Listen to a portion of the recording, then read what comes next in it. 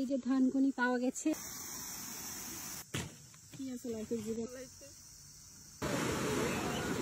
আসসালামু আলাইকুম। আজকে হচ্ছে ফ্রাইডে নাইট। কাজ শেষে আমি হচ্ছে এখন রান্নাবান্না শুরু করে দিয়েছি, যেহেতু আমাদের আগামী দিন একটা ট্রিপের প্ল্যান আছে এবং বরাবরের মতোই এক একজন এক একটা রান্না করে নিয়ে যাব। তো আমার ভাগে পড়েছে হচ্ছে ভেজিটেবল। একেবারেই সিম্পল ওয়েতে আমি হচ্ছে এই চাইনিজ ভেজিটেবলটা রান্না করেছি। তো আমাদের এবারের মেনু হচ্ছে ফ্রাইড রাইস, ফ্রাইড চিকেন, তারপর আরেকজন হচ্ছে চিলি চিকেন করে নিয়ে আসবে, আর আমি হচ্ছে ভেজিটেবলটা নিচ্ছি। আমি হচ্ছি ফাঁকিবাজ রাঁধুনি, মানে অনেক রেসিপি দেখি ইউটিউবে, এরপরে নিজের মন মতো মানে যেটা করলে আমার সুবিধা হয় ওই রকম করে আমি একটা রেসিপি নিজের মতো করে বানিয়ে ওইটা রান্না করি। তো যাই হোক, আমার ভেজিটেবল কিন্তু অনেকটা হয়ে গেছে। এখন জাস্ট ঝোলটা একটু কমিয়ে তারপরে হচ্ছে অফ করে দিব। তো সকাল সকাল উঠে আমরা আমাদের যাত্রা শুরু করে দিয়েছি। এবারে আমাদের প্ল্যান হচ্ছে চিবা প্রিফেকচারের অনেক সুন্দর সুন্দর কিছু অদেখা সৌন্দর্য এক্সপ্লোর করা। চিবাতে এর আগেও আমাদের অনেকবার যাওয়া হয়েছে, তবে এবার আমরা চিন্তা করেছি একটু ডিফারেন্ট কিছু এক্সপ্লোর করব। আর যাওয়ার পথে কিন্তু অনেক সুন্দর একটা জায়গায় আমরা সকালের নাস্তাটা করেছি। উমি হোতারোর ভিডিওটা মনে হয় আপনারা অনেকেই দেখেছেন, আর যারা দেখেননি তাদের জন্য একটু বলছি যে এটা হচ্ছে সমুদ্রের মাঝখানে একটা রেস্ট হাউস বানানো হয়েছে, যেটার একদিকে সেতু আরেকদিকে হচ্ছে সুড়ঙ্গ। তো যাই হোক, আমাদের সকালের নাস্তা কিন্তু বাসা থেকে বানিয়ে নিয়ে এসেছে আরেকজন।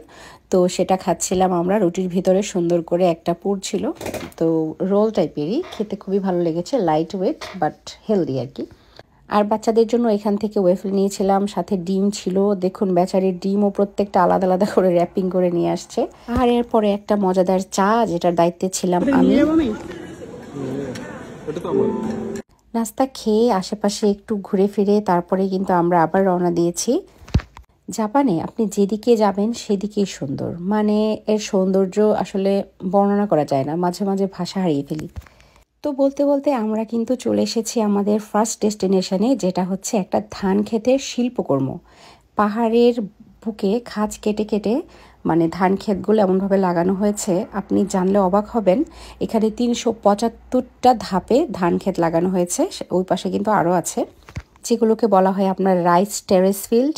আর এই জায়গাটার নাম হচ্ছে ওয়ামা সেনমাইদা। ওয়ামা মানে হচ্ছে এই ধরেন পাহাড়ের নামটা, আর সেনমাইদা মানে হচ্ছে হাজারটা ধানের ক্ষেত বা জমি। সো নাম শুনে বুঝতে পারছেন যে জায়গাটার আসলে বিশেষত্ব কি। আরও ইন্টারেস্টিং বিষয় হচ্ছে আর কিছুদিন পর থেকে জানুয়ারি মাস পর্যন্ত এখানে আপনার 10,000 এলইডি লাইট দিয়ে এই জায়গাটাকে সাজানো হয়। আমার কিন্তু এখন সত্যি ওই সময়টাতে আবার আসতে ইচ্ছে করছে। আর এদিকে দেখুন আমরা কি সুন্দর থানকুনি পাতা আবিষ্কার করে ফেলেছি এখানে। তা আমাদের মধ্যে একজন আছে, ও যেইখানেই যায় না জাপানে, ও শুধু শাক খোঁজে। আমিও অনেকটা ওই রকমেরই। তো ও হচ্ছে ফার্স্টে এসেই হচ্ছে শাক খোঁজা শুরু করে দিয়েছে এবং ও বের করে ফেললো যে এটা হচ্ছে থানকুনি পাতা। তো যাই হোক, কিছুটা কনফার্ম হওয়ার পরে আমরা অল্প কিছু তুলে এনেছি।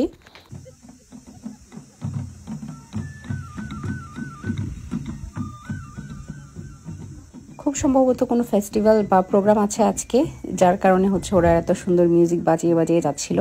খুবই ভালো লাগছিল জানেন, এই পাহাড়ি ধান ক্ষেতের এই সৌন্দর্য সাথে হচ্ছে এত সুন্দর একটা মিউজিক। এরপরে আমরা গিয়েছিলাম একটা ঝর্ণা দেখতে। যদিও ঝর্ণাটা ছোট ছিল, বাট ওভারঅল হচ্ছে আপনার এই চারপাশের পরিবেশ, হালকা একটা বাতাস আর হচ্ছে ঝর্ণার শব্দ, সবকিছু মিলিয়ে খুবই রিল্যাক্সিং লাগছিল সেখানে। এর মধ্যে দুপুর প্রায় 3টা সাড়ে 3টা বেজে গিয়েছে। আমাদের তো মানে প্রচণ্ড পেটে ক্ষুধা লেগে গেল। তো আমরা আশেপাশেই হচ্ছে একটা সুন্দর পার্ক খুঁজে পেয়েছি, যেখানে আজকে হচ্ছে আমরা লাঞ্চটা করব। আর এই হচ্ছে আমাদের ডেলিশিয়াস সব আইটেম। একজন করে নিয়ে এসেছে ফ্রাইড রাইস, তারপরে ফ্রাইড চিকেন, আরেকজন এনেছে চিলি চিকেন, আমি এনেছি ভেজিটেবলটা। জায়গাটা ছিল খুবই খোলামেলা, তো বাচ্চারা নিজেদের মতো এনজয় করছিল আর আমরা শান্তিতে খেয়ে নিয়েছি আলহামদুলিল্লাহ।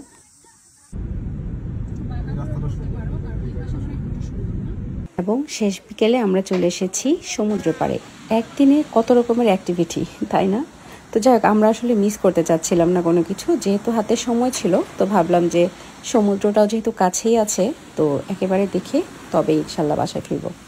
বিদায় নিচ্ছি আজকের মতন। আপনারা সবাই ভালো থাকবেন, আর আমার এই ট্রাভেল ব্লগগুলো আপনাদের কেমন লাগে অবশ্যই কমেন্ট করে জানাবেন। আল্লাহ হাফেজ।